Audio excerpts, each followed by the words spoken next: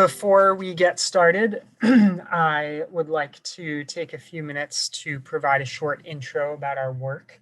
Our mission is to promote organic practices, of course, to build an economically viable, ecologically sound, and socially just agricultural system in Vermont that benefits all of the living things in our ecosystem. And we want to create a more equitable and resilient food system with joyful and vibrant agricultural communities at its heart. We build programs to serve as bridges from the world we now have to the world that we need. In our work, NOFA Vermont certifies the state's organic farms and food producers, provides farmer services such as technical assistance, training, and education for farmers at all stages of business development. We raise awareness for eaters and community members about how to access good food or grow their own. We advocate in the State House and also at the national level for small and medium scale farmers and farm workers to have their voices heard and be supported. We offer a suite of food access programming to ensure that all people in Vermont can enjoy organic food. And we lead farm to school and farm to institution connections and programming as well. We build community engagement programs to develop agricultural awareness. And one of our major vehicles for that, which you may be familiar with, is our mobile pizza oven, which goes around the state to build community through sharing pizza with folks. And we do a lot more too, but limited time today. So we'll move on to watch a short video.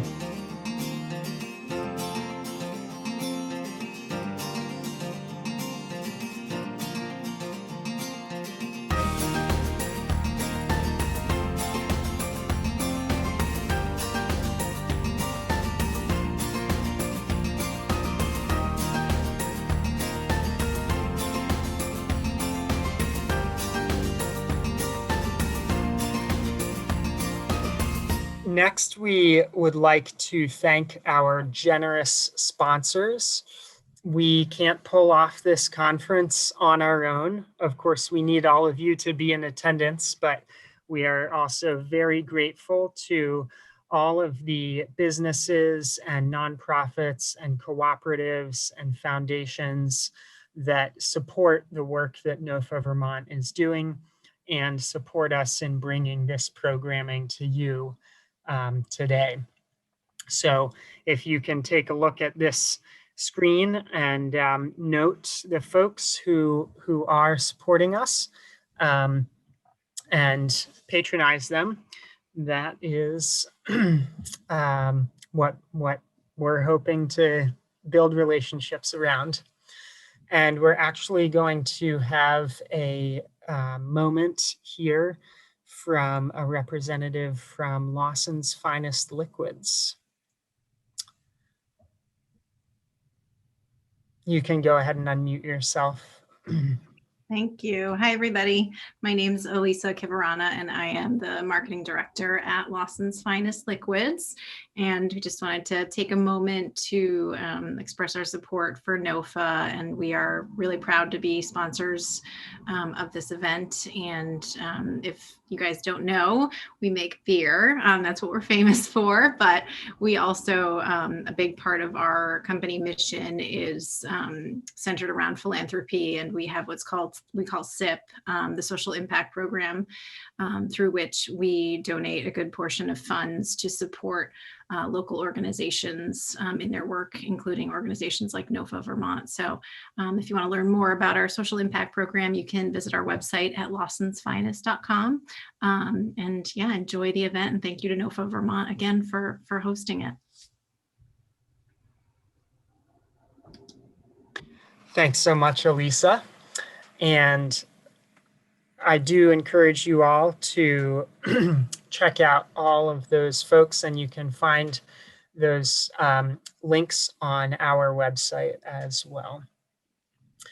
All of you are integral to our movement also.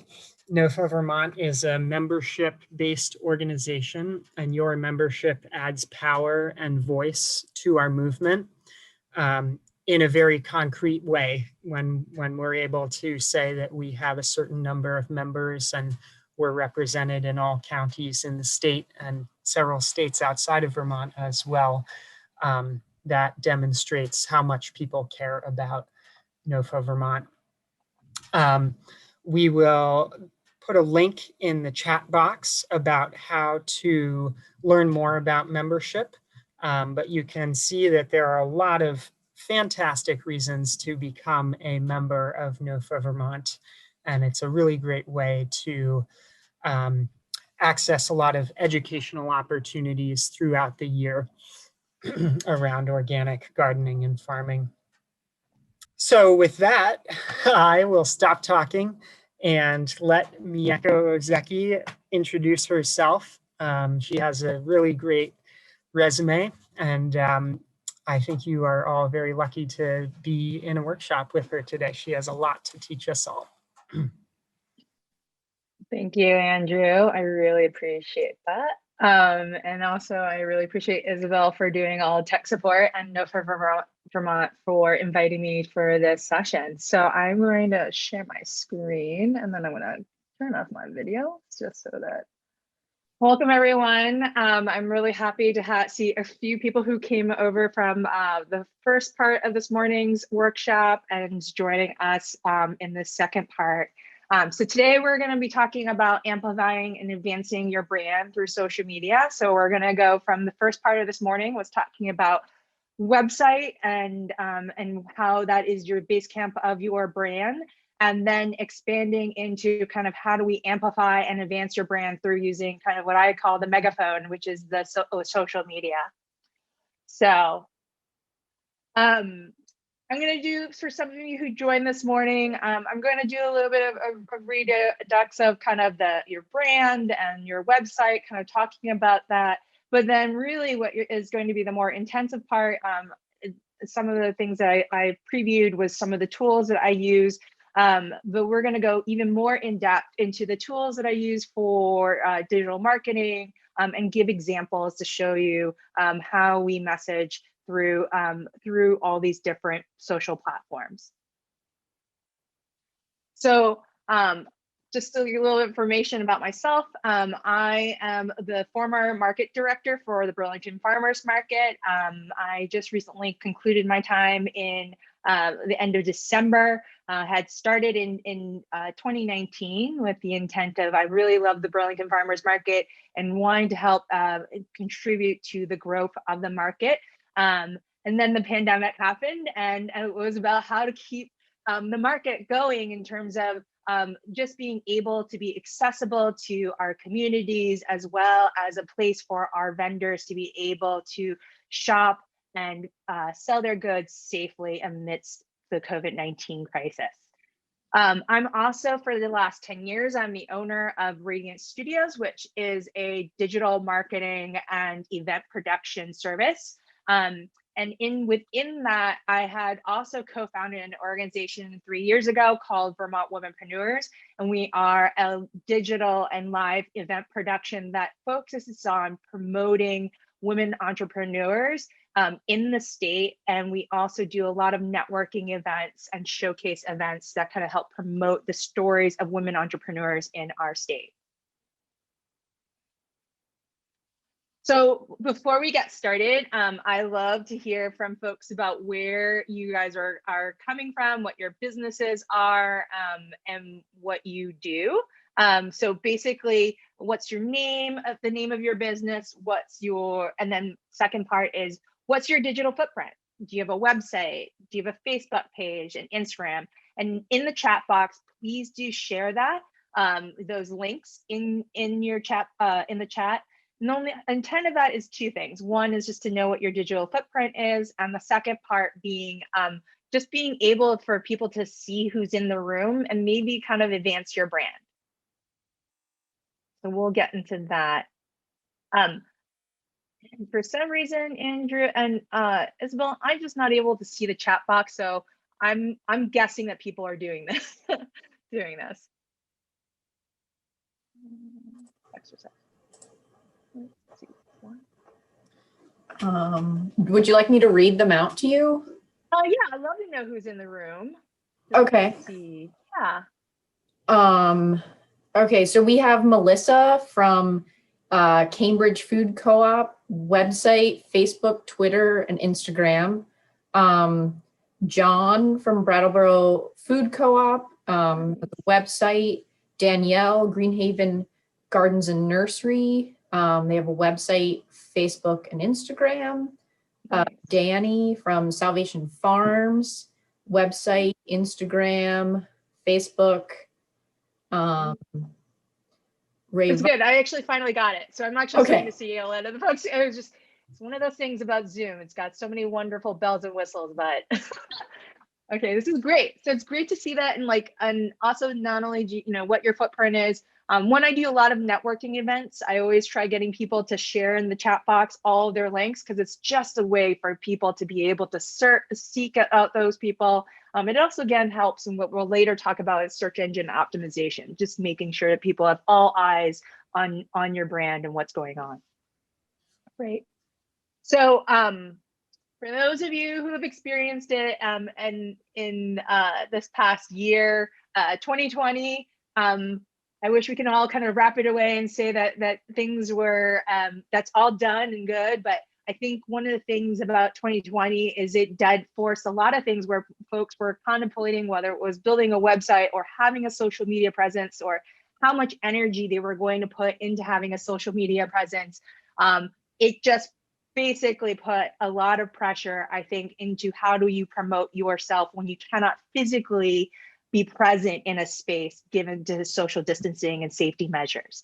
So that, when in looking back and running the Burlington Farmers Market and also talking with my colleagues in the farmers market world, 2020 was this year where it was like we had to be out there, out present and being available, but at the same time being so distant that we couldn't really interact with our customers directly.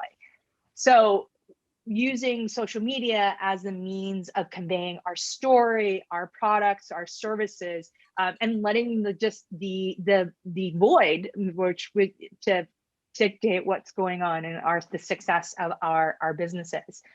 So I look at the 2021, even as we have vaccines and as more spaces, especially as we get into warmer months, become more available and people are able to shop. I do still see that there is going to be a lot of we're still going to be kind of still maintaining a distance from our customers and needing still to communicate and inform our customers where are we at, what is our product, what's going on with our business, to say that we're still in existence. So looking forward to that, in addition to focusing on building your website and making sure it's in a good shape, it's amplifying it and keeping people current and involved and engaged with your content. So underlying goal, I think anything that you should think about is you're here, the 2021 and beyond, you're here to keep on informing your customers and new customers and any other person who you want to be involved with supporting your business or your organization. It's just to keep on informing them that you're still here. So then,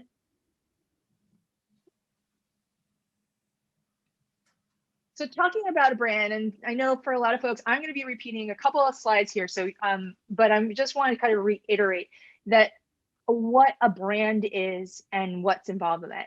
So a lot of folks, I think by nature, if you've been out in front of promoting your business, selling your product, you're constantly telling the story and talking about your products and what you do ad nauseum, right? So your brand really well, and the whole key to it is about supporting the perception of what your business. So there is what you project, what you hope people will get in terms of what your business is about, and for the customer to be able to carry on that impression and still remember I associate this business or this organization with having this cause or this purpose or providing this need and fulfilling this need.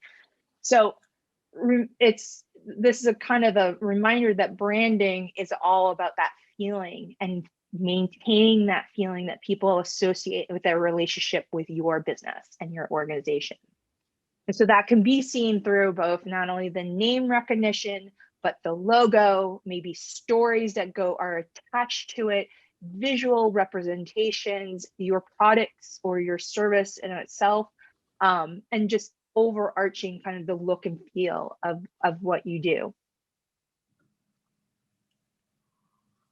So we're going to dive into an exercise. So from some of you from this morning, you started this exercise. So this gives you the ability, if you have Post-it notes and and those of you who did this exercise this morning, you get to expand on your vocabulary.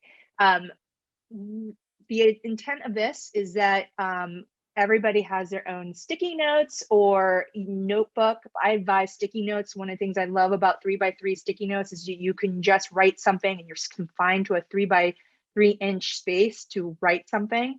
And to do this, to unclutter the mind and thinking about what's your brand or what you aspire for your brand, it's just to get it out on paper. So for this exercise, we want you to write 3 to 5 words or descriptors on addressing some of these questions, and just write them. Don't think more than a couple seconds. Just write it, pull the sticky note off, and then set it aside. So the first thing I want to know is give 3 to 5 words that describe what is special about your business, right? And so I'll give you about a minute to do that. So that could mean we're family owned, we're 5 generations, where it could be we're certified organic, something in no more than in those terminologies, 1 to 2 words on each sticky note, but that represents you'll still need to produce 3 to 5 of those sticky notes with each of one of those descriptors. Next one, think about one of your products or a set of your products or your service or something, your mission.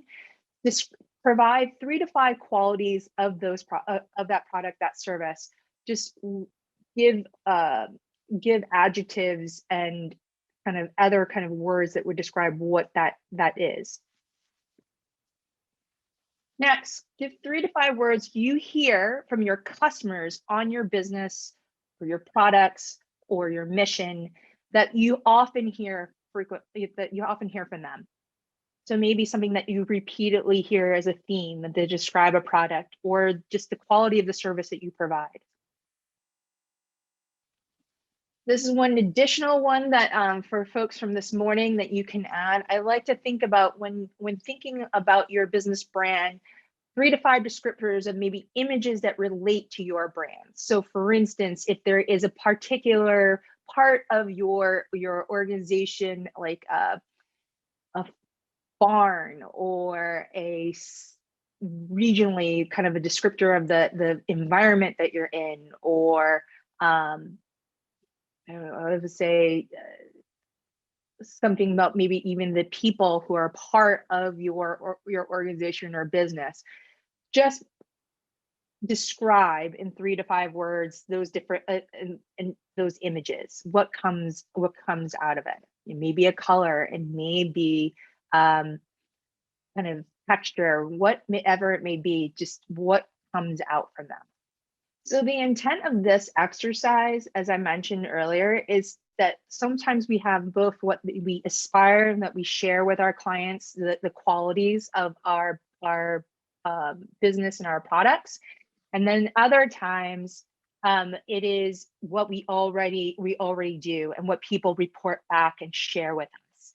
And so all of that information is usually collected in the busyness of our minds. We hold those things. And the intent of this exercise, in which I definitely say that you should try doing this more often, periodically, as a check-in for yourself, is to be able to take these notes and put them up on a blank wall, and to basically start grouping and seeing what are some associations that people have or you have about your business brand, your organization's brand.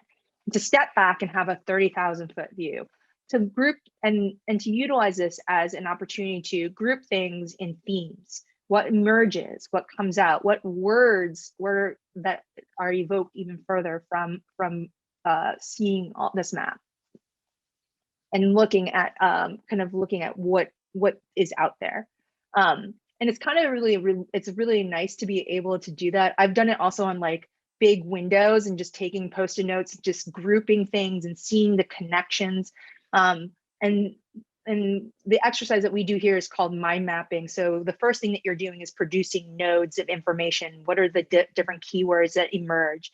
And then the next thing you do in mapping that out is that you put them into common themes. And as you step back and look at all that, you can see the connections between all of those different themes, or like I would say like little nodes, and how they relate to one another, and draw arrows on them. Where I do normally, normally I would go and take those Post-it notes and the mapping of that, and then I start to connect the dots and just see that map arranged. And I use a software called Mind Map to be able to draw those associations. Later on, then I translate that into a statement about what my brand is about. What am I trying to relay through my brand, whether the look, the feel, the underlying theme. And so this is a kind of a helpful tool. And then it's always evolving. Your map is always evolving, because whether you create a new service, or your history evolves and your business evolves, all of that information kind of comes out, and you can be able to add on to those nodes in that map and those relationships to your brand. Oh, so the tool for mind mapping, Melissa, is called, it's actually literally called Mind Map. There's one that's there is one for Mac, and then there's also, oh man, you can find it. You can Google Mind Map, and there's a bunch of apps, but MindNode is another one. So I like to take this opportunity for people to share their insights of what kind of came out of that exercise. And then the second part about is, as I said, looking at that map and stepping back from a kind of a 30,000-foot view, looking at how all the words that emerge, all the images that emerge, and start to come up with a statement and share that, and get more insight from other people, loyal customers, people that are familiar with your business and what you do, and folks who know your story, or who just really just appreciate what you do in terms of your business and your organization. So what I would do is then, what you would take those insights and write a paragraph. So something like, I just did this exercise to explore my brand of my business or my organization. These are the words that come up for me. Here are instances where I think that how that fits, where my business demonstrates those different qualities. I'd like to know, from you, does that fit? And would you add more to it? Is there more examples or more words that come up for you when it comes to describing our business? And this is just this is the cheapest market research you can possibly do. It really does also kind of supports for the things that maybe you aspire for your brand. It is a thing that it is an exercise that kind of reinforces and adds on and adds more color to the understanding of your brand. So I'm going to give about 1 minute for anybody who wants to share, if they want to raise their hand and share, and what they got from this exercise. This is Janet. Hi, Janet.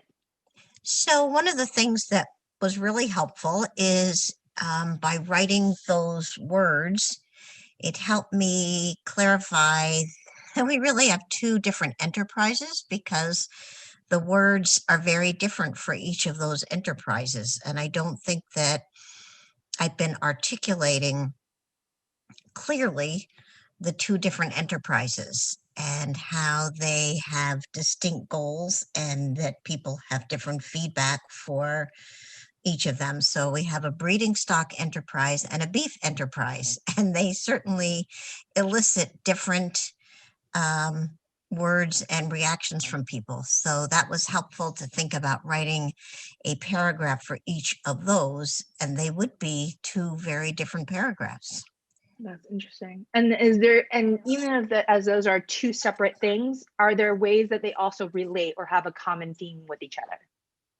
They definitely have a common theme because they both are our Highland cattle business, but we have two aspects of that. Mhm. So can you see the mapping of that? Can you see how that, I mean, so you described, I could see the branches between those two different brands and then kind of the functionality, but then there's also underpinning it, there are some relations to it, right? There's both the functional as well as the aspirational of what those two things do, right? So I think those, I can see the map as you started to describe it, right, of those two different branches, but that they're not always so split apart that they're one or the other, but that they just, there's some commonalities, but then they also have differentiation. And they have very different customer base. Exactly. And so then also that speaks to, as we talk about brand, who's your audience, and who are you trying to relate to? Because one of the mistakes of a business brand, and yes, some of you have experienced, is that you can't say, I want everybody to be my customer, right?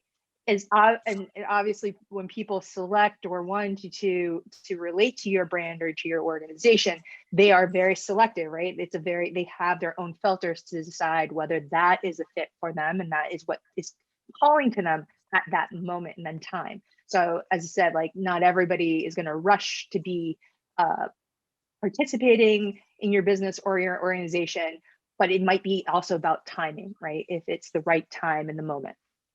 Well, I think with this one, and it's interesting because this is really helping get some clarification, is that there are some overlapping customers. There are some people who want to buy Highland cattle to use them for beef. And there are people who want to buy Highland cattle who would never consider using them for beef. And then there are those that just buy the beef that we already have prepared. So I hadn't really thought about that overlap. Ooh, I see a Venn diagram already. Yes. Right. Yes. That's, I mean, that's, and articulating it both visually and in writing is really helpful. Yeah. Great. And I will want, if there's one more person who would like to share. So I want to jump right in, and then we can always come back to, because I'm at some point I like putting people on the spot if they want to be able to share or work through a problem, if they don't mind sharing it with the rest of the folks who are in the room. So as I said, earlier this morning, we were talking about websites was really the core messaging of the first part of this workshop. And in this second part, we're going to kind of do a little bit of a redux. So just talking about why a website is really important. So if you don't have one, or you are considering rebuilding yours, just understanding that the mindset about having a website is that it is essential, right? Most people look up your business or your organization and see if it has a website. And so it's important to be able to have that physical real estate. It's probably the most reliable way to manage and develop your brand. And this is all based on the fact that before social media, we just had websites, and that's where we started. And so it still is essential to your business.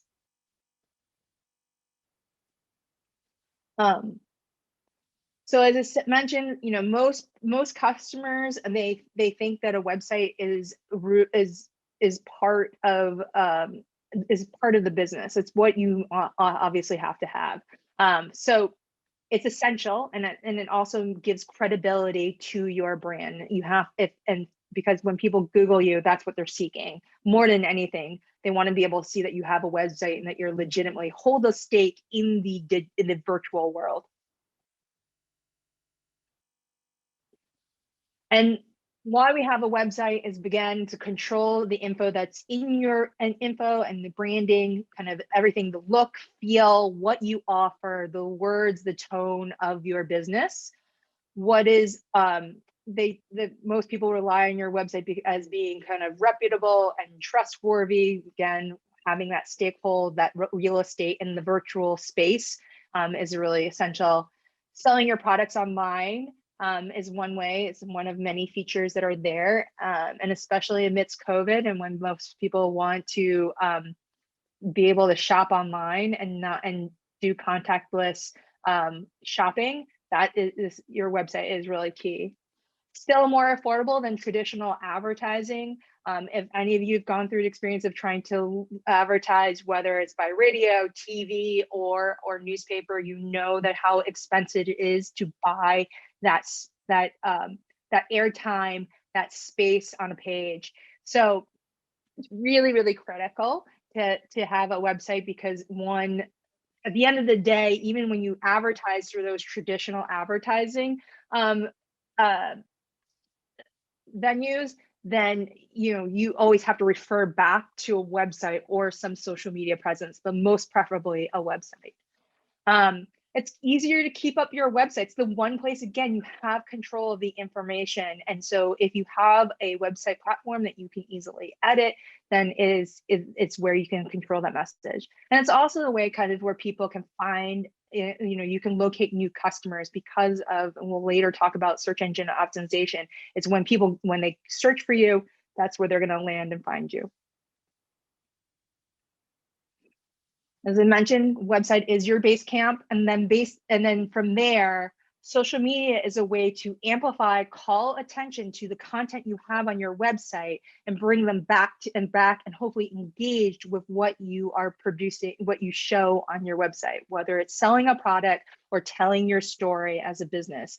And also, social media is short form, right? It's for short attention spans. So you're not writing long blog posts in your social media content. What you're doing is you're writing short bursts of information that captures, that copy captures people's attention to then want to spend more time looking at your website and looking more at your brand and what you have to offer. And hopefully, if they can directly meet with you, be able to shop with you.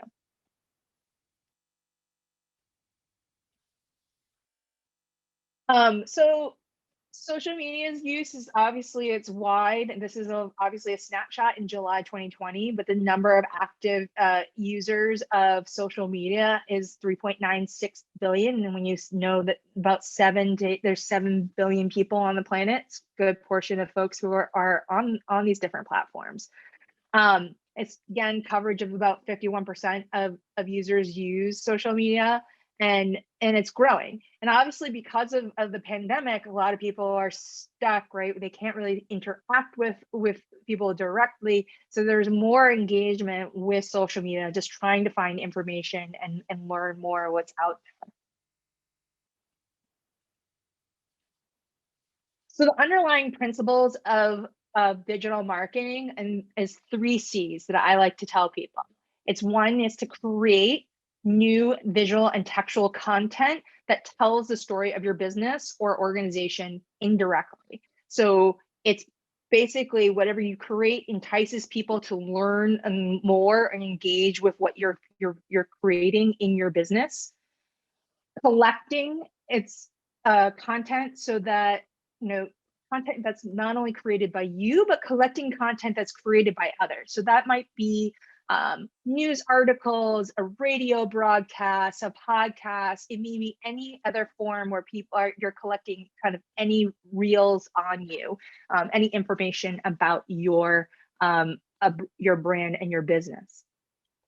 And curating. So, not only the creating and collecting of that content, it's all about curating the content that you it's redundant on that third line. Curating the content that is great, that basically you share. So let's say, for instance, there's content that is either written about you or that relates to a topic about your business. So when you're curating, you're selecting for stuff that relates thematically to your business or your organization, right? It should not be off brand, right? Why would you, if you're sharing something about conventional farming, but because that's like a pro-conventional farming, but you're really an organic farmer, it kind of feels a little bit off-brand, or that's one example.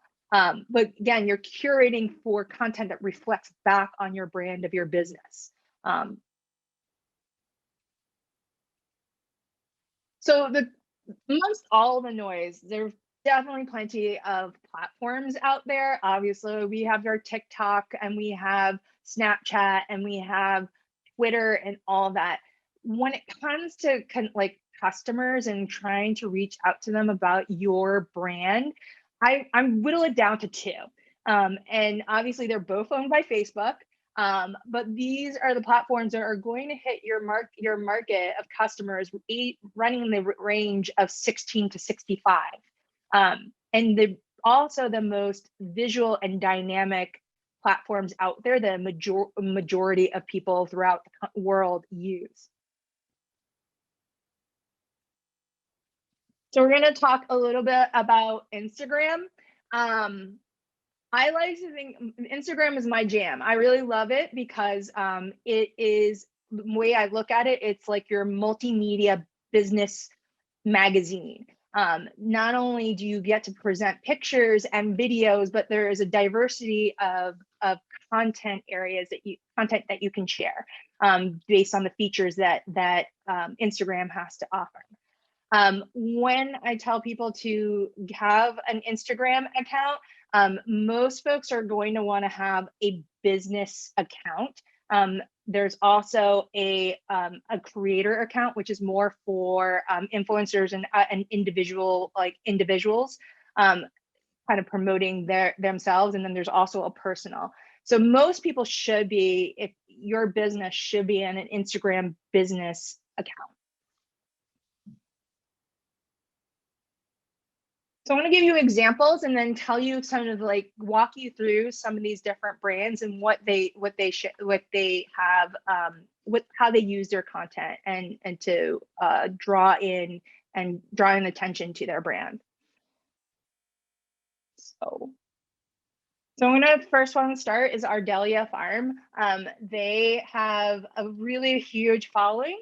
Partly one of the things the Bailey and Thomas had shared with me is one of the reasons why their brand kind of got a lot of attention was simply from a video that they took many years ago of, I believe, ducks walking across their farm that got reshared and went viral for a brief moment, but drew so much attention to the content on their website and what they do.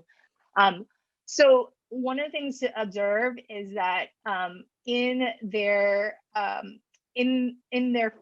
Instagram feed, they have a lot of content that is high quality photos and descriptors of their farm, but it gives you a snapshot of them as owners and also at what they produce and how they and selling their different products. But it gives you they give you kind of these high quality images to show you kind of not only just the products, but also the process. And you can see too, one of the things that people are engaging with their content. So they're commenting, and that's they're kind of giving they're liking the content. They're engaging in a way that is saying what they love about their brand. And one of the things that whether it's through their captions or mostly through the images.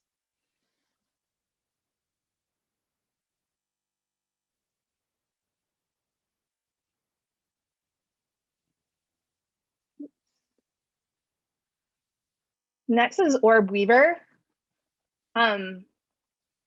So young couple who has Kate and Zach, who have taken over succeeding a farm, the original farm for Orb Weaver.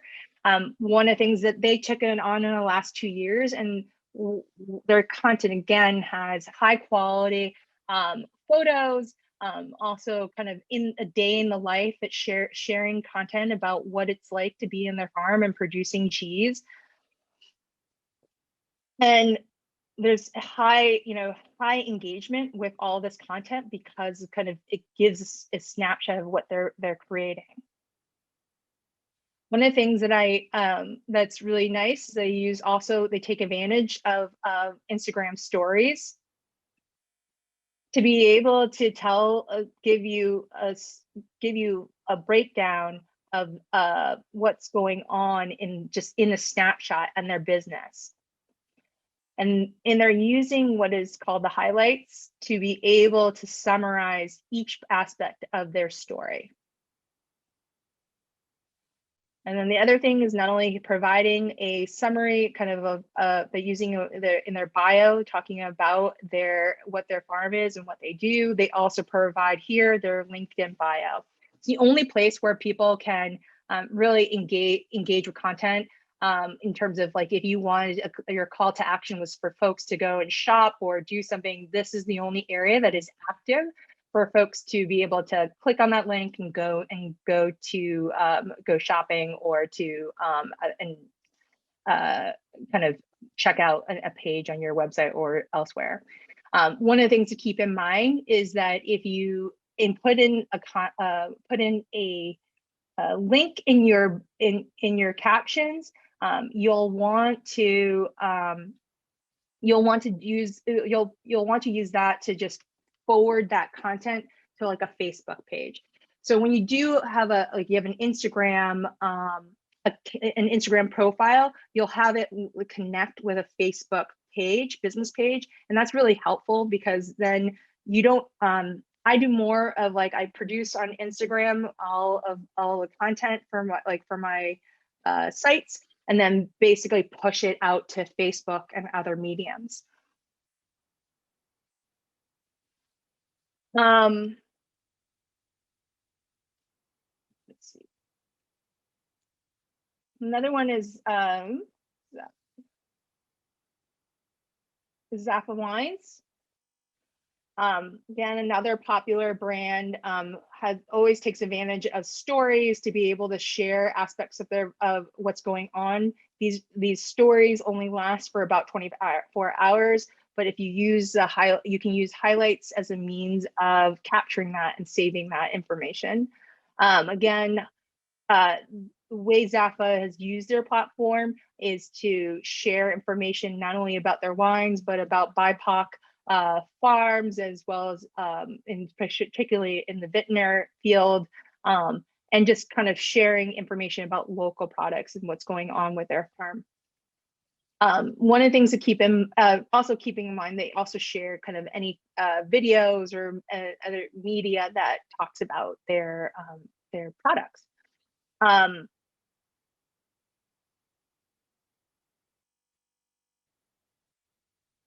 The last one is what we did here at the Burlington Farmers Market. So one of the things that, in the time that I was in the farmers market, one of the focuses I had was on not only increasing the followership, but it was always to use to inform people about what was going on, who was going to be at the market. What's not on here, and just one of the features that is on Instagram is you can always archive content. So basically you have fewer posts, but even though you've probably produced a lot of posts are you can archive and save, but won't appear here on your profile. So one of the things, there's several features that I get to highlight here. One of them being, again, as I mentioned, Instagram stories. You can summarize a day in the life of your business brand through highlights. So you do a 24-hour story, and before it runs out, you could put this in a highlight reel. So one of the ways we did this was we featured what is it like to set up a farmer's market from 6 a.m. all the way till the end of the day, and kind of what's involved. And just one of the things on a daily basis, or at the farmers market, is I always did a highlight just before the market opens to tell people like what's the conditions, what's it like at the market. You can see here, I would tell people the weather, who's here, just any information they needed to know. This kind of content got high engagement because people were like, oh, if they're trying to figure out whether they were going to come down to the farmers market, they would look at the stories and then decide. We also posted on the Instagram feed, we would post like a map of where all the vendors would be, and just giving people a highlight of what was going on. The other way the other way we did content was that we would share and repost a lot of the vendors' products, so people knew what was available, who was selling what, and just gave people, as said, if you look about your 9x9, your 3x3 squares here, it's like a magazine. You're getting an overview and highlight of all the different products that are being sold, and who is going to be involved. The other aspect of this is that I used my home a lot to feature multiple products, all to give people context of like, shop with us. Here's where you can get it, but here's how they all fit together. So a lot of people will see a lot of shots of my plates, my blue plates that had a product from different farms and different producers. Beth, I know you're on here, so you'll see the turkey that I have and that I created for Thanksgiving. But I did a lot of shots of these and just showing what are the different products that the market had to offer. The other aspect of Instagram, they actually have this new part called guides, where you could take highlight some posts that are in your feed, and you can kind of put together a guide of what the whole season was, of the whole your business and what's going on. So this gave a kind of a snapshot. If you didn't go through the entire feed, you could go through this guide and look at particular posts.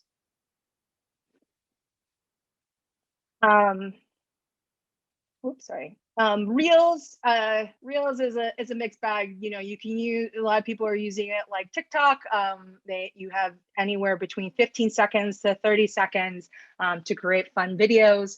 Some people use it to show people, to show their audience what they're making.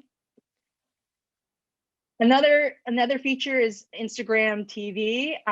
So I, during the pandemic, early on, before the summer market had opened, I took the opportunity to interview some of our vendors, to interview them through Instagram Live, or whether it's to upload a video that featured one of our vendors in the media. So this was a way of like sharing all this different information. It has high engagement. People got to, get familiar. I like Instagram Live instead of trying to create a new video every time where I have to edit the video. One of the things that's nice about Instagram Live is you're just put on the spot and you have to produce it, and people get engaged. And either at the time when you produce it, when you go live, or they basically watch it later on.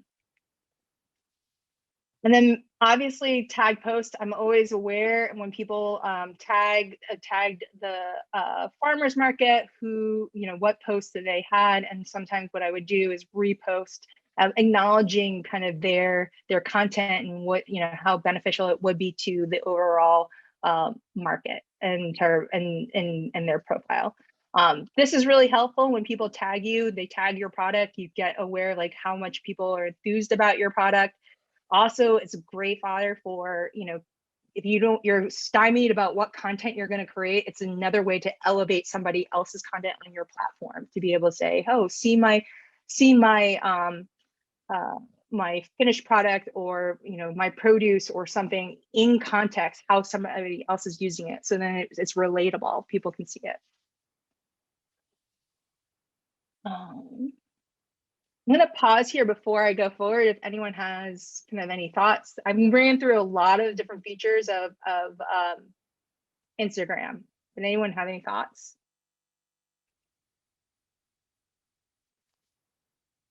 Questions?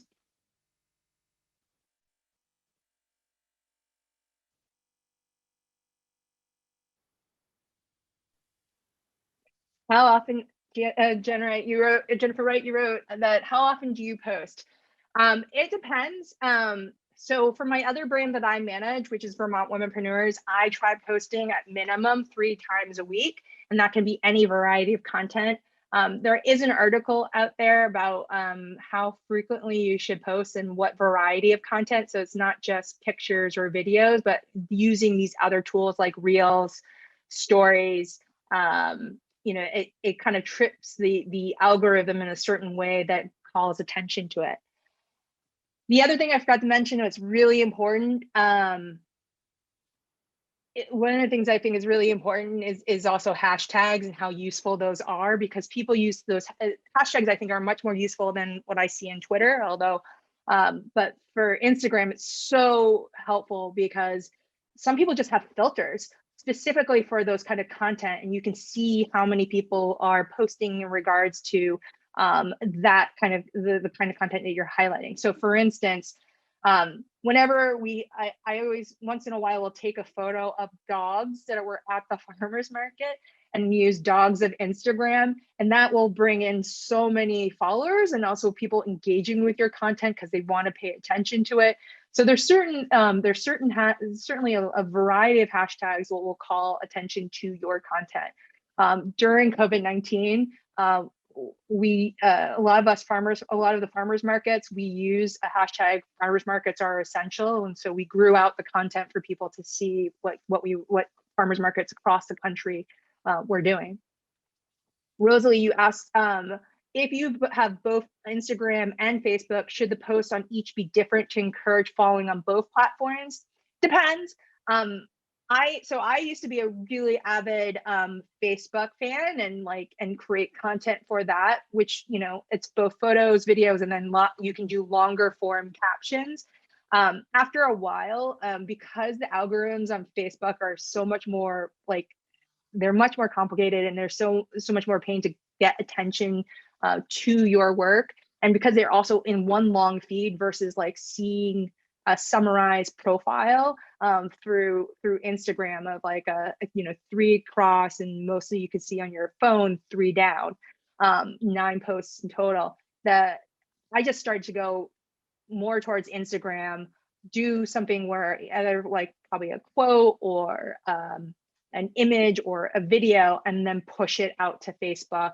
I would delete all the hashtags because they're kind of useless to use on Facebook. But I could describe, in Instagram, what you really want to do with that is don't put your hashtags in your caption. You want to put it in the first comment of your Instagram post. So that way it kind of calls attention, but it doesn't clutter your caption. Does that help?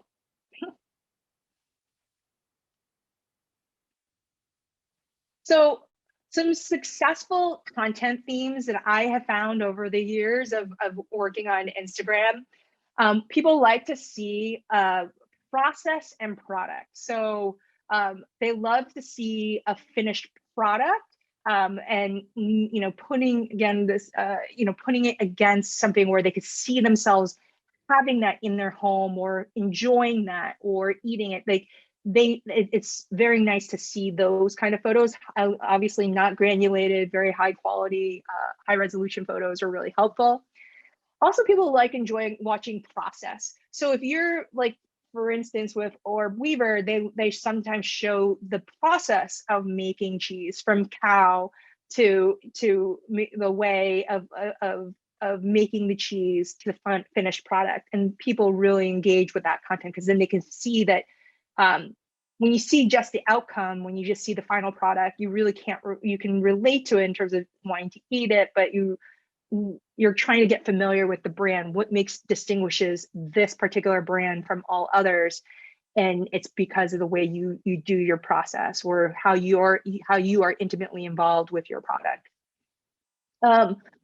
Doing a story about your biz is really important. So in the second photo, it's from June Farm. They just finished their first year in business, and they had taken over from a flower farm called Stray Cat. And what I find really interesting is that the way the content has been produced, Brooke has created a content here, is she basically walks you through of kind of not only showing you beautiful flowers and the farm and what they're growing, but she honestly talks about the building a business amidst a pandemic and the pivots that she had to do to be able to, to be able to keep her business going. And so once in a while, you'll see photos not only of her on the farm and them and harvesting or them planting, you'll also see like still shots of them just talking about what they've been through up to that point in their business. So people like that because then they feel like they're getting to know you. It's like they're reading a news article. This is your way of forming the message of your story, and they get to engage with it more directly than somebody who is writing about you, kind of picking select portions of your story to produce in an article or video. Collaborations, that's also really popular.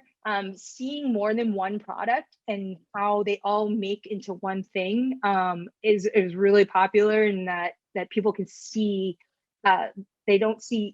your product is complementary to all other products that you're working with. So in this picture, we have Rectified Bourbon, Nomadic Kitchen. We also have Wild Heart Distillery, and then we also have Hillside Creamery. So there are all these products featured in this one place in an elegant picture where people can imagine, I could make that, and the recipe was included in that. In that imagery, as well as in the captions. Finally, contests and giveaways. So this, bar none, is what gets a lot more, not only followers, but potentially new customers to sign on to your email list or anything else. And this one actually is a current giveaway that is actually among 15 women business owners in Vermont. They are creating a gift basket together. They had a food photographer who brought all their products together. This is part of the giveaway. Part of the contest is, and contests are much easier to run in Instagram versus Facebook, but the way they do it is, the rules are you need to not only like the photo, but you need to follow all of these different profiles, all these different businesses, and then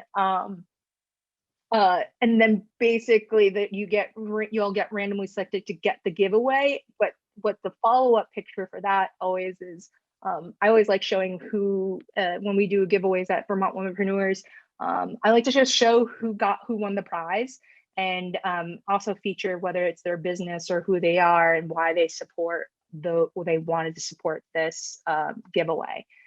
So contests are really beneficial. It can increase your followership by several fold. And it's also a way, again, seeing collaboration happen in action, all businesses supporting one another. So I'm gonna pause here. Does anyone have any questions about content themes?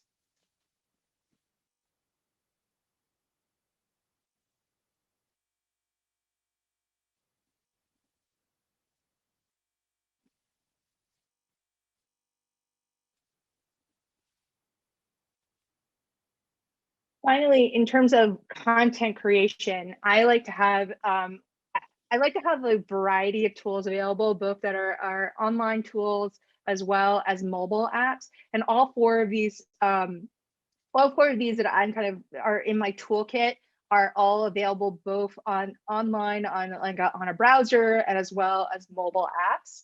And it helps me produce content on the go. So the first one is Adobe Spark. I want to escape here. I think I have it available. So Adobe Spark is just a really, Adobe products are usually really difficult to do if you're trying to understand Photoshop or Dreamweaver, any of those different products. Just the suite is really complicated. So this is one of the simpler tools that that Adobe has created for you to do elegant graphic design and different content. A couple of things that this program does is it both kind of gives you templates for sizing of your different posts. It also allows you to create a brand association. So adding your logos, your color, everything else, what is your text, the text style, and everything, and everything in between. And it's nice because you can automatically create posts from this. Also, like, it has some nice little video editing, and I use Adobe Spark mostly if I wanted to produce advertisements for like 7 days. And I got the dimensions and I'm trying to put together, and rather than me trying to create it in any of the other Adobe products. So this is a really easy way to create advertisements, and as well as you can resize it for all variety of things like a Facebook post or a Facebook event post, or Instagram. Generally, this product, you can't really get it individually. You would have to get it in a part of Adobe Suite package. But I get the Adobe Suite package, and it's a really nice, like, all the templates are really nice, and the patterns and backgrounds that they have.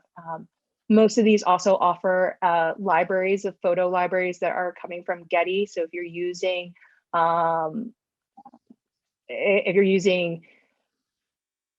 photos that are professionally done, you can get it easily from them for less dollars than trying to buy it from Getty, which is like maybe $100 or more for usage. But whereas maybe you can get it for free, or you can get it for $10 license. The other one that I use, and actually I use more frequently, it's called Canva. So this presentation right now is done in Canva. Just like Adobe Spark, you can create a variety of content, including print. They also have a print service, so you can go and create business cards, you can do posters and all that stuff that you can get printed through them. They have a variety of features that they're a little bit more robust. You can also share your content straight to your different platforms. You can also save a bunch of photos. You can also use stock photos. They just started having a content calendar where you can schedule content. But what I like about it is that you can see all your designs, you can reuse your designs, you can reshape your designs, you can do any one of these things. And it's really versatile tool, and the templates are really helpful. But I highly recommend Canva of if it's reasonably cost for a annual subscription, and just definitely versatile to use. But a lot of the stock images are really helpful to work with, as well as templates. And I just started this, only the last couple of weeks, I started using their presentation software, their presentation feature, which has been really helpful. The other one is Linktree. So I will show you what Linktree looks like. And then I'll show you kind of this is mostly, Linktree is only beneficial for those who have Instagram profiles. But Linktree is a way for you to add your, when you tell people to go to the link in bio, rather than changing out the URL that's in your bio, if you want to call attention to an action there, you can basically create kind of a mini landing page for your content. This is the paid version that we had at the Burlington Farmers Market, which basically kind of will redirect you to a link. In the background, you can see an analysis of how many clicks and how many people are engaging once you direct people to go to it. But basically, these are all kind of actions. The list for the link in bio, for the link in Linktree, can go for a long time. At the end of the day, you can still get access. It has the social media icons where people can go and say whether they can email you, they can go back to your Instagram feed, or they can go to your Facebook and follow. And so you can, this, if you click on the content there, it will ferry you straight to the content that you're directing them to. Makes things really easy for people to follow and to engage with the content, rather than trying. There's no way for people to copy out of your captions your any links that you put into your captions. And the only way people can go to the links in your use your links is through kind of the content that's pushed to Facebook.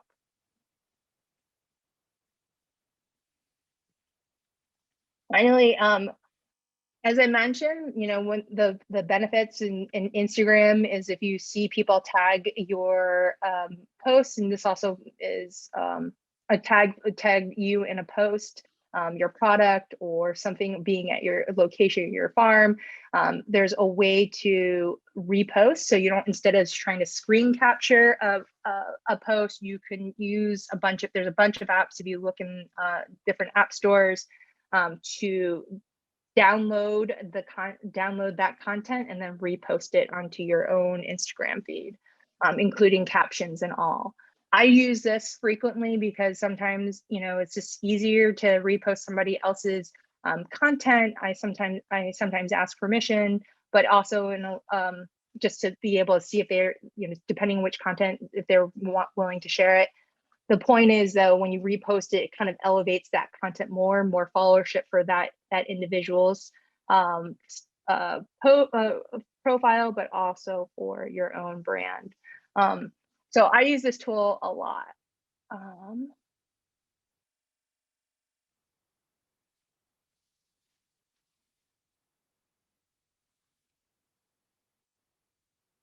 So Sarah, what are these examples of in regards to all those online apps? So these are all examples of, these are all tools that we use for posting on social media. So again, Adobe Spark, Canva are all tools for graphic design made easy for you to create that content. Linktree is mostly to redirect people to the content and where you want them to go. So let's say if you have a photo and you say, I want you to pay attention to the fact that there was an article about my farm or my organization, you took a snapshot there, please follow and check out that link. That way, when people see that, it leads either back to your website or it leads back to content that helps with your search engine optimization. So where people can see that link and raise it in the listings of your on your first page, the first page of search under your business or your organization's name. And then repost is another way of kind of elevating content that's already tagged or shared about you, or that you curate about that relates to something that thematically fits for your brand. So hopefully that helps. I'll go and I'm gonna quickly take a look into Facebook. So one of the things about Facebook, the one thing I would say compared to Instagram is it does have other tools. So like having an events calendar, which also you'll probably have on your website, gives a call, you can do a call to action button, like a call now. So this call now button goes to a Google Voice number, then has that redirects to a staff member. It also gives you people a chance to message you directly. That can also be done on Instagram. Another way to also share photos. So it is a robust, like the way I like to describe Facebook. And again, the demographic for Facebook is in the range of 30 to like 64. And the demographic for something like Instagram is from like 16 to about 45. There's an overlap of audiences there. But the other reason you have a Facebook page is that if you have a location, this is the only way kind of when you create a business page on Facebook, it's kind of like a Yellow Pages. You get to kind of take your stake of a particular location for your business, and then that is what is tied. If you share your location on Instagram, it's linking to the location that you posted in Facebook on your Facebook page. Otherwise, it's again, as it says, just the way this the Facebook pages is used is, it's kind of your yellow pages. It just summarizes everything from reviews that people might have. It's a little bit more another way for people to engage with your content, but more directly in terms of reviews and all. They can offer a little bit more words about what you do. As well as you can do photo galleries, etc. All right. I want to get I added this one, but I like to show you a tool. If you have a physical location, this is a fun tool that I just got about 2-3 months ago.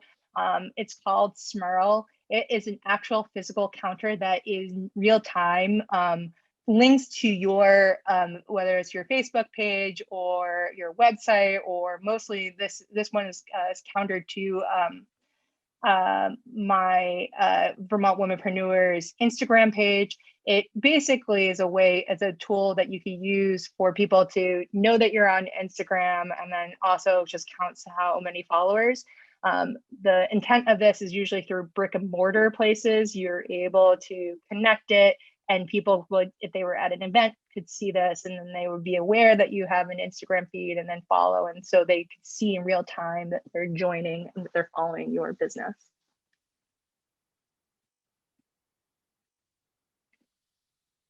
So kind of going to take a pause as I'm early on in this session, we talk about what is your brand and what are the things that you identify with your brand, both the kind of imagery, the words that kind of emerge, that thematically that represents your business. And if you have a social media feed, the question is, does the images, captions, content align with what you have shared already? So it's something to review.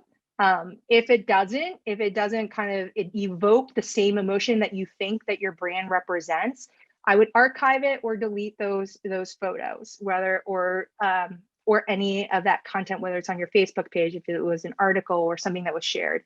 It's not worth holding on to if it doesn't represent your business.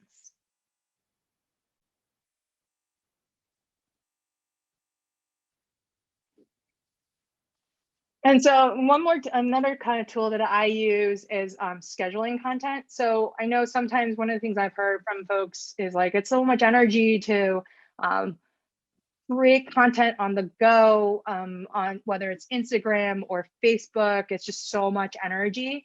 And so a lot of the times, what scheduling is a real benefit to kind of not having to get dragged down with, like having to spend all that time in the moment to create content. So, either that, or you delegate. If you don't want to do, your own monitor or manage your own social media feed, delegate that to somebody who feels enthusiastic and creative about doing it. And don't always assume that the young person wants to do that. I know often, like I managed social media interns, and people, when they hire them, they're all like, the young people always know how to do social media. They know how to be on these platforms. I would say yes and no. Generally, they know how to use the tool. They just, messaging is a thing that they always need to work on, and being on point with your brand is really important.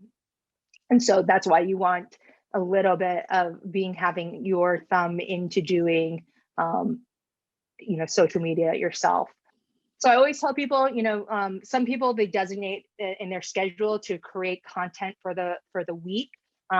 I like to do thematically. Sometimes I create content that revolves around a theme, and basically schedule that.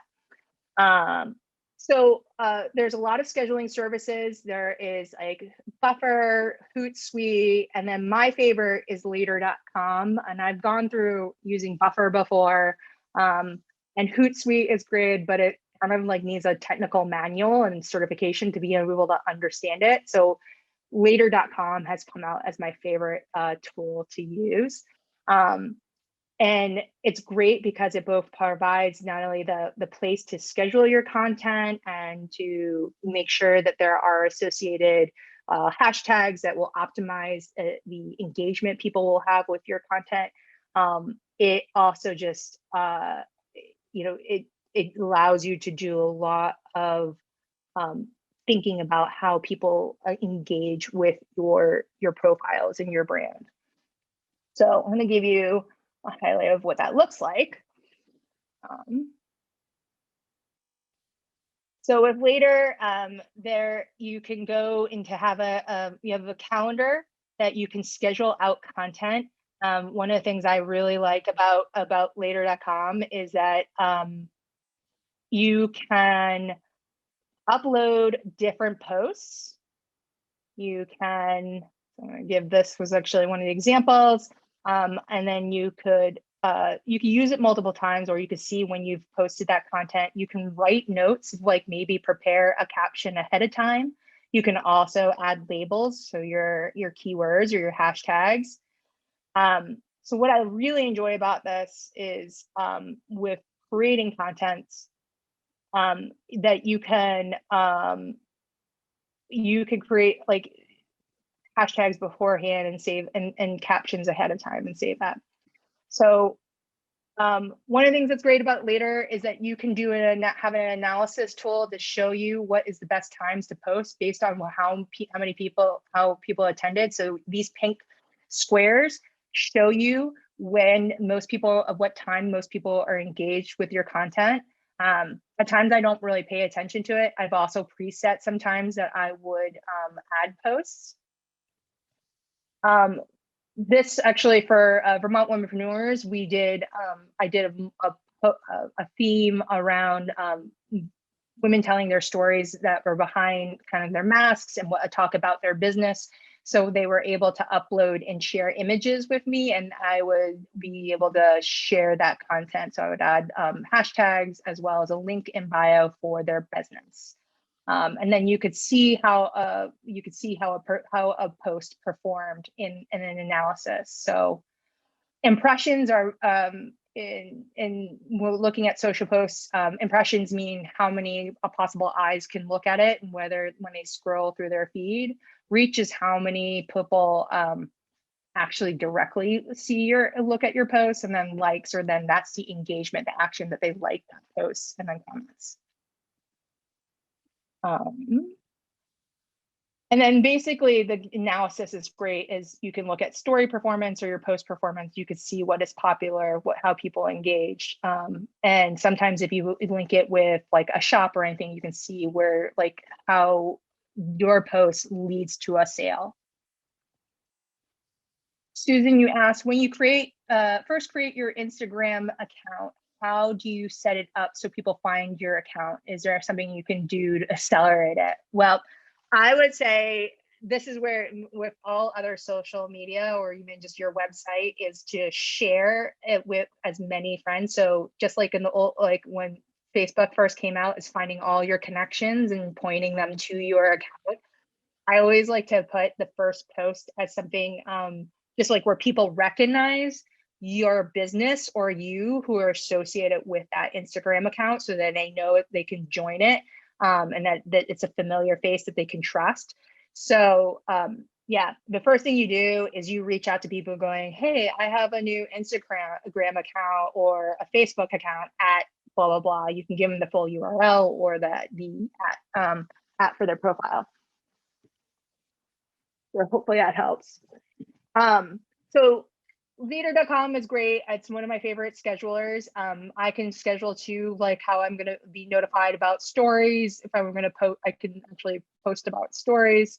And you could do a month-long calendar and schedule things out for a while. I tend to do with content, I try basing it around a theme and then sharing it and then tagging people in that content. But as I said, like the wonderful thing about these kind of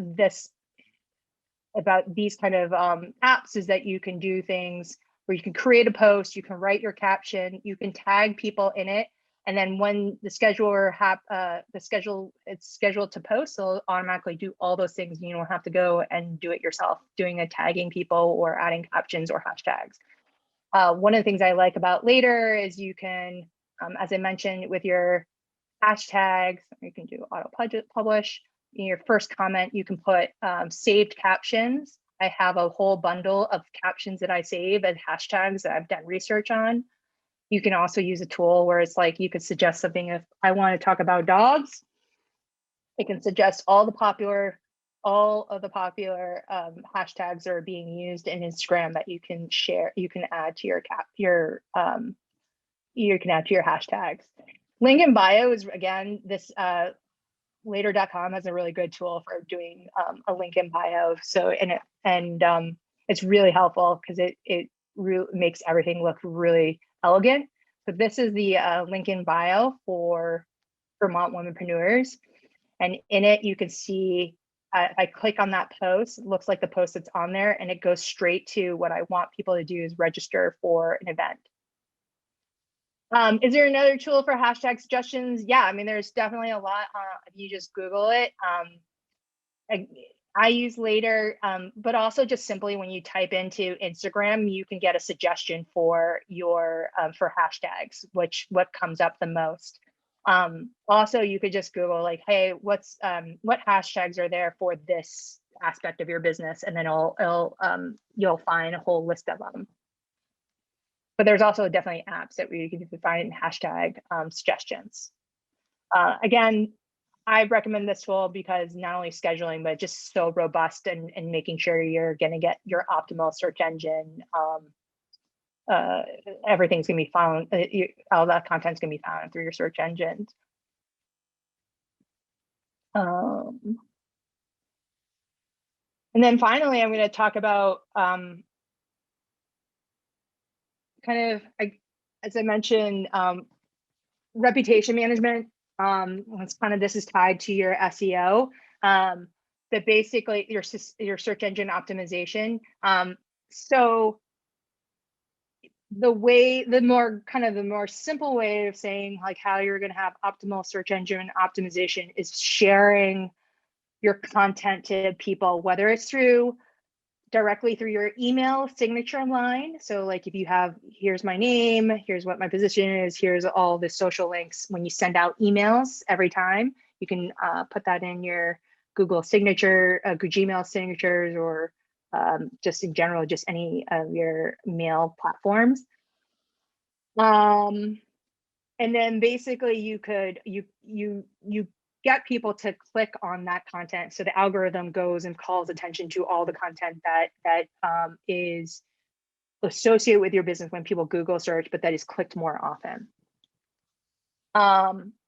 And, again, this is where you amplify things like what your, what maybe there is a review or a feature article about you that people want to hear. So it's a good, again, like managing your SEO is important, and you want to know what content's out. Ellen, you asked, yeah, I mean, again, I understand that people don't spend your time on Instagram. I find that people are, that's kind of where you're going to find your audience, they're going to want to engage with your kind of wanting to passively understand what your business is, or they're searching for something, or they're having a hankering for it. And again, I would say, how do you reach the 55 or older? I mean, majority of people, when I was doing the Burlington Farmers Market, a lot of people were engaged. The only way they wouldn't go on Instagram because they didn't want to have an Instagram account. And they finally got on and figured out Facebook. That's kind of where I reached them for talking about what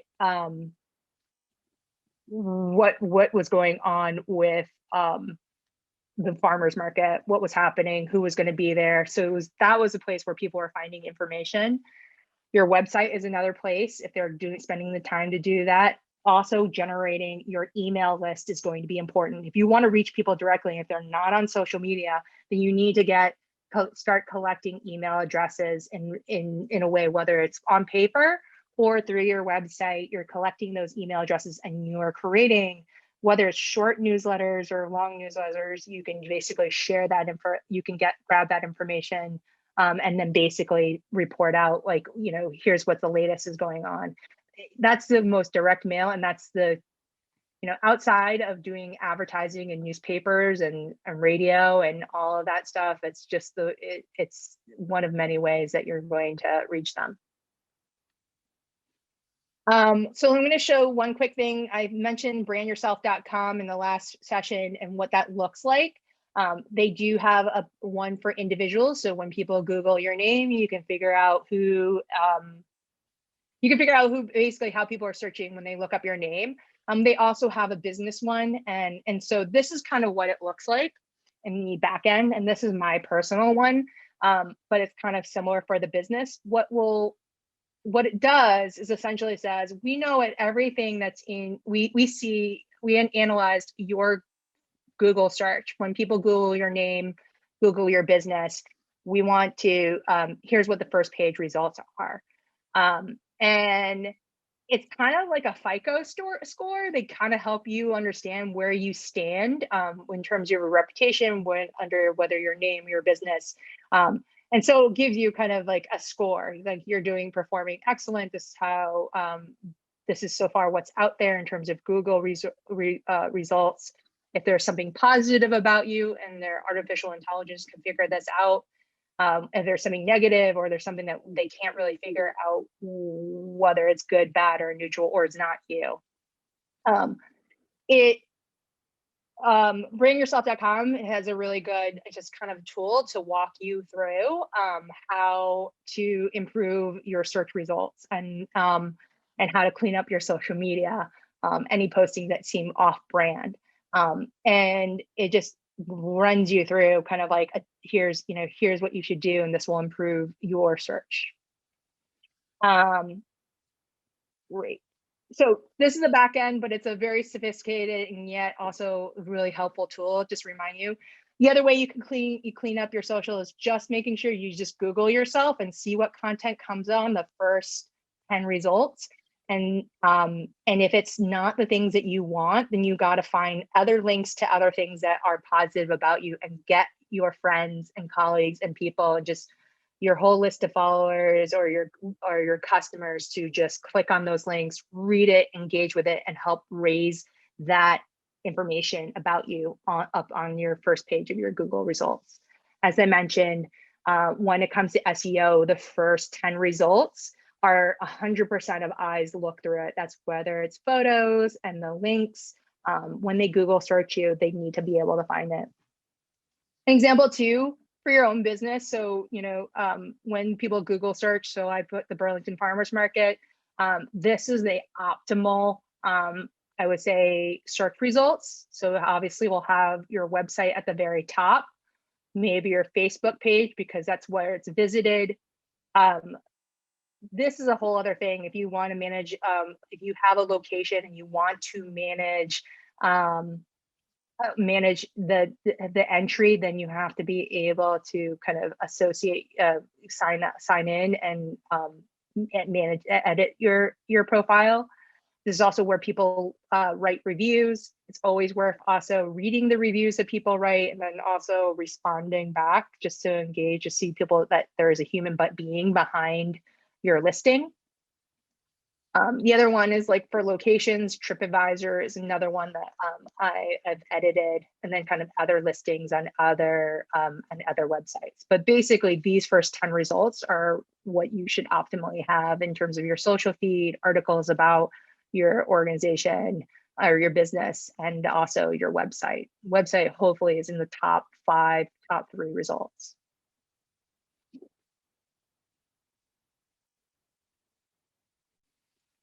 So that's a lot of information, but I realize that people, I want to take this opportunity if people, if somebody wants to problem solve or ask a question about their social media presence and how to amplify, I'm happy to take those questions now.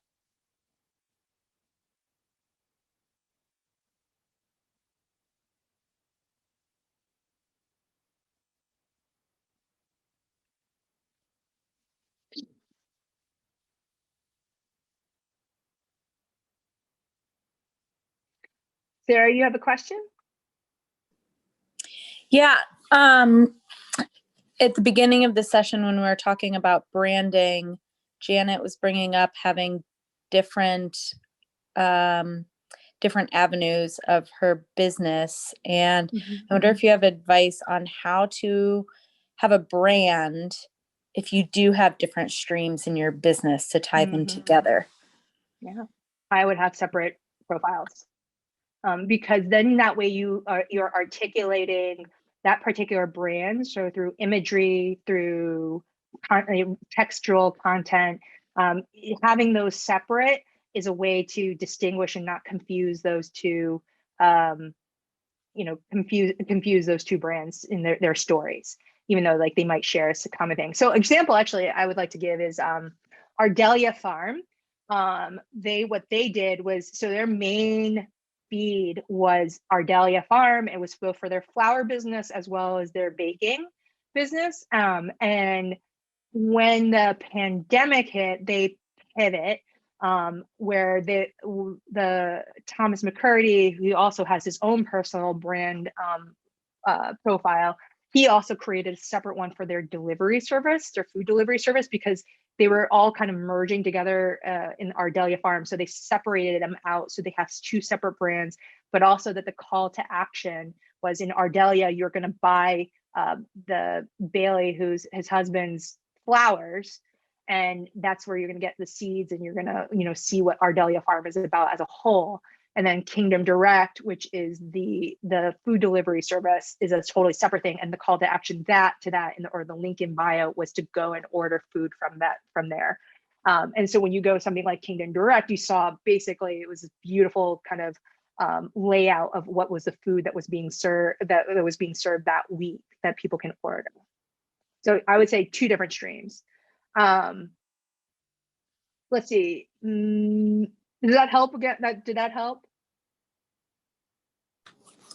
Yeah, that helps. But I'm also like thinking about different streams on the same farm that's slightly different, like such as like having vegetables and then having value added products and like just lots of different streams that can happen on a vegetable farm. Right. With different products, and some I of mean, it there's a does make sense. degree. I think to a certain degree, like I wouldn't go like, so I wouldn't have more, like I wouldn't go parse it out way too much. So if in total, what you're talking about is your farm as a brand and what the outputs are, then you should focus on the farm and then basically and that brand of the farm, and then what are the things that you produce. If it's going to separate audiences, so another example is Thousand Stone Farm. They created a online ordering system where they partnered with other farms, and they were doing delivery of those, not only their products but other products. They separated that out from their main business, which is their farm and basically their mushroom and vegetable farming and what they did on the farmers market. So splitting it in two is fine, but you split more than that for all the different products, then you might lose your audience. But in terms of your different streams, I was like, I'm mostly thinking about Instagram because it's easier to like visually do that. Facebook, I would also, I would only do one placeholder of the place and then differentiate your products kind of within your business page. Matthew asked, do you have any success with direct mailers to the 55 plus? I would say one of the things I don't love about direct mailers is I don't know how you deal with direct mailers, but I normally recycle them if they just don't call to my attention. So, to me, a direct mailer as well as like print advertising is it's just a shot in the dark. You just don't know how many people are picking up. I know there is a correlation that people will use them, but I'm always hesitant about everything from print advertising to direct mailers because they gotta like the 60-40 shot. I don't know, maybe 50-50 shot. So I don't know if it's a total best use of money, but So it can also using Instagram ads or Facebook ads or Google ads. It's also the correlations also, it could be great if you have a really optimal, you have a great way of strategizing around that. But if you don't, it's a hit or miss as well. Michelle asked, should you put business hours and address on posts, even if the post is not specific to selling a specific item? Oh yeah.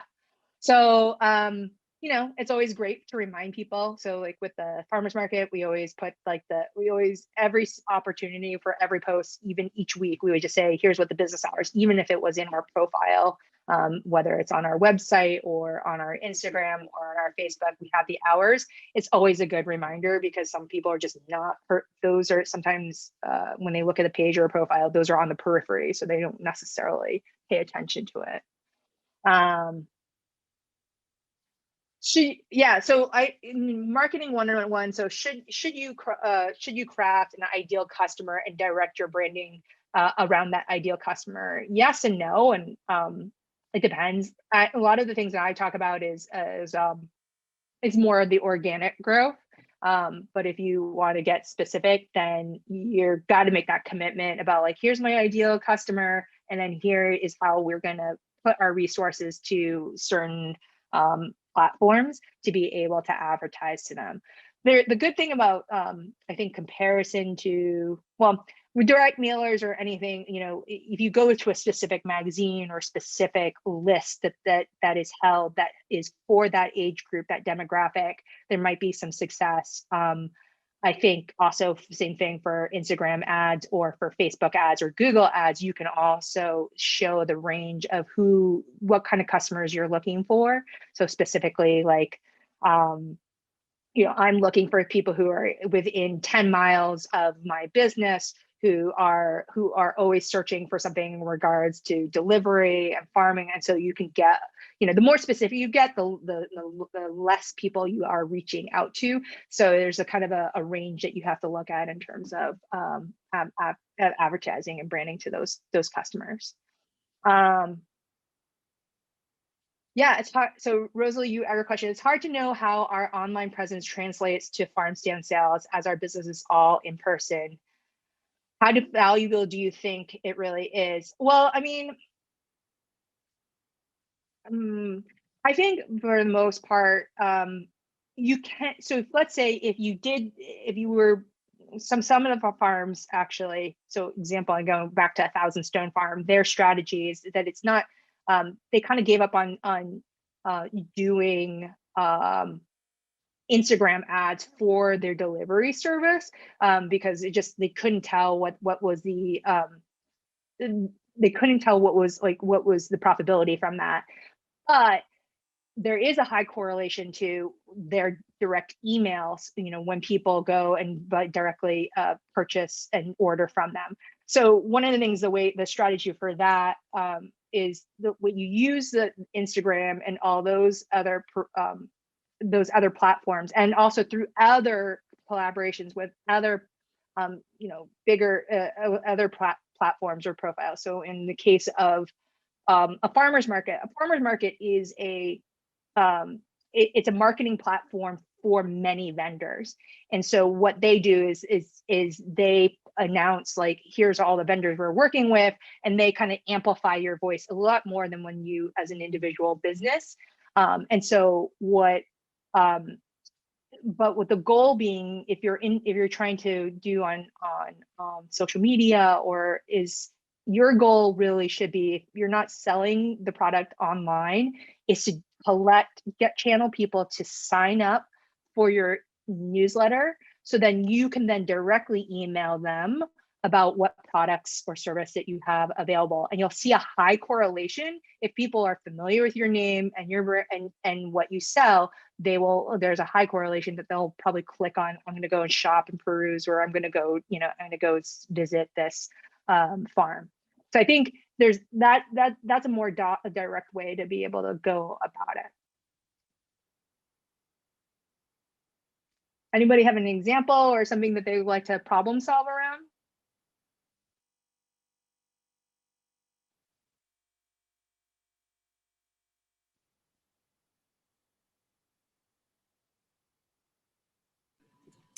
I have a quick question. Oh, go ahead. Sorry. Where are you going? Go ahead, Erica. Oh, sorry. Thank you. No, I just had a quick question for folks who are kind of just starting out and don't have a ton of content. And I mean, we haven't had a full season yet. And I'm just wondering how early is too early, and sort of how much content do we need before we really decide to launch into the online space? Sure. I mean, yeah, that's sort of the gist. Tell me more about your business. So we're doing herbs and eggs. We have some chickens now. They just started laying again this week, and it sort of was the first moment where I was like, oh my gosh, like I would love to post something about this. But we just haven't built, I don't feel like we've built a ton of or like curated a ton of content yet to even begin to like roll things out. Same thing with herbs. Like we've started seeds last week inside. You know, we have our grow lights going. We did a little bit of tilling in the fall, but we're really in like the nascent stages of this, and I'm not even sure how big of an operation we're going to have come spring and summer. So yeah, I mean, it feels like a slow trickle, and I just don't know if we should be completely like, how established do we need to be as a brand and sort of as a business, and how established do our products need to be before we begin that sort of digital engagement? Well, I'll put it this way: you have to start from somewhere, right? so I my point is never too early to start, right? You don't have to be that you're several years into your business. What you can do is build excitement. So one of the things about this time, right, is there's so many of us who are stuck at home. Like, so your potential customer is stuck at home and is like, if they're a winter person, maybe they're going out skiing. If they're not, they're looking forward to spring, and they're looking for excitement about anything that is like growth and what I can look forward to in the spring and summer from someone's harvest, or, you know, just the process. Like I'm, you know, even though I live in Burlington and I know people have their own like chickens, I don't want to have my own chickens in my backyard. So I'm excited that somebody else is producing chickens. So there's ways to build up excitement about your farm and it's developing. So I like to go back to the example of like June Farm, right? Even though they took over a established flower business, they actually had to pivot and create they wanted to take the fields and grow flowers, but they wanted to do a whole different business model. And they started to do that, and they started to show that process, that they were going into that business model of like, they were growing cut flowers mostly for the wholesale market, and they weren't really they weren't going to exactly do more of the farmers market. They were also never planning to do a CSA. And COVID hit, and in the middle of COVID, you know, there was this flux where people were like, oh, this pivot I have to do. So, but they showed in processes, they said, we're going to switch gears and we're going to do a CSA model, right, for our flowers. Another example is Half Pint Farm. They also took over another established business, but they had to do it. They did their business a whole other way. And so they also created a CSA garden package that got people excited. So I guess what I'm saying is you could start from anywhere, and especially in the midst of you have so much more flexibility amidst this pandemic to create what you want and share your story as it evolves. Because that's the exciting part about a brand, right? Is, you know, the one of the reasons that people got excited about these different platforms is that over time that you just watch their platforms evolve, but then they're established. But then one of the things that's exciting about small businesses is you get to watch them evolve. You don't have to right away be, you know, an established rock star. We like watching process, and we like watching what's going on.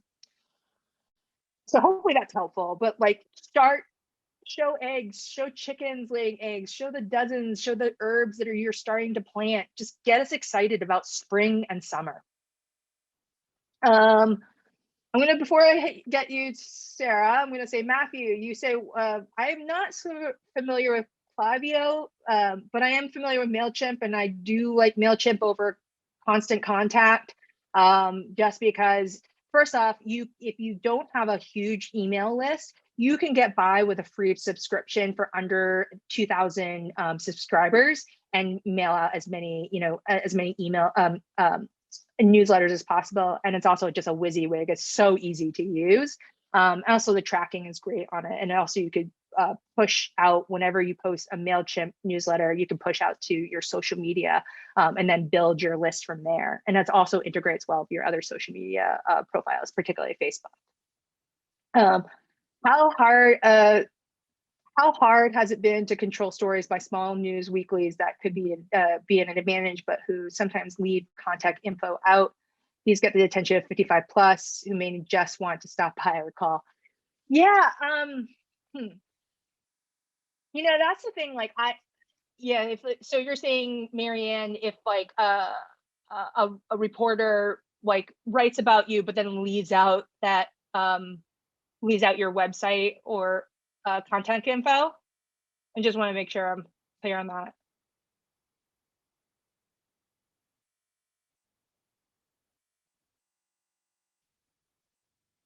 My guess is that, yeah, okay. Yeah, so my guess is that, I mean, like, yeah, sometimes it happens. That's the whole thing about, you know, writers, they do that and not necessarily have the space to add your website. So I would say it's, if that content is online, I would just share it as much as possible so that maybe if somebody did read it who is in the 55 plus readers, they can basically go, oh, I saw that name of that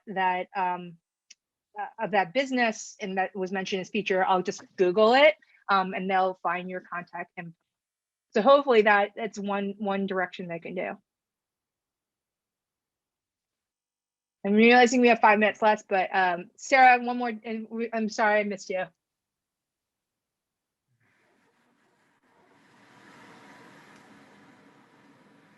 Sarah, did you want to say something? Sarah Vecchi. Oh, yeah. I thought you were saying you didn't have time for it. Oh, no, I have time. Great, thanks. Could I just jump in very quickly and say, we'd love if folks could fill out an evaluation of this session. So if you're about to log off, please do think about filling out an evaluation. There's a link in the chat. Go ahead. When the pandemic hit, it became very clear how important an online presence would be. And I didn't have the capacity to make a website at the time. So I tried to like get our Facebook really working and Instagram, and I partially succeeded with getting a small following and getting some things posted, but I was always confused when I was posting. I think mostly on Facebook, I would put a post up, and when I would go back to check it, I couldn't find it at all, or like what would come up first on just the page when I looked at the page was that whatever post got the most views. So I couldn't figure out how to tell what my customer or what people who are going to that Facebook page could see. Right. So yeah. There is a button on your page that says view as, so you could view it as someone else other than you. So there's a button, I think it's like on the right hand side, and when you're like organizing your page, that says like view as, and you can click on that and you can see what they see. Another thing that you could do is if you think that that particular post you want to call attention to it, you can also pin it to the top of your page. And so it's on the content, you do a right hand click and then basically say pin the announcement. Awesome. Thank you. Yeah. Great. Well, thank you. Thank you, Mieko, so much for all of that wonderful instruction about how to optimize and amplify your business's brand and use social media effectively. I want to talk to you offline about Vermont Farmers Market Association. But in the meantime, I do want to also note Risk Management Education, which is a program of UVM Extension. They're one of our sponsors as well. So if you are interested in assessing the risks associated with your business or coming up with a risk management plan, do check out that service that they offer. And thank you all again so much for attending this session of NOFA Vermont's 39th Annual Winter Conference. Very different this year, but we hope you'll tune into some other sessions throughout the month of February, and we'll have it in person next year if everything goes well. Have a great afternoon. Thank you, everyone.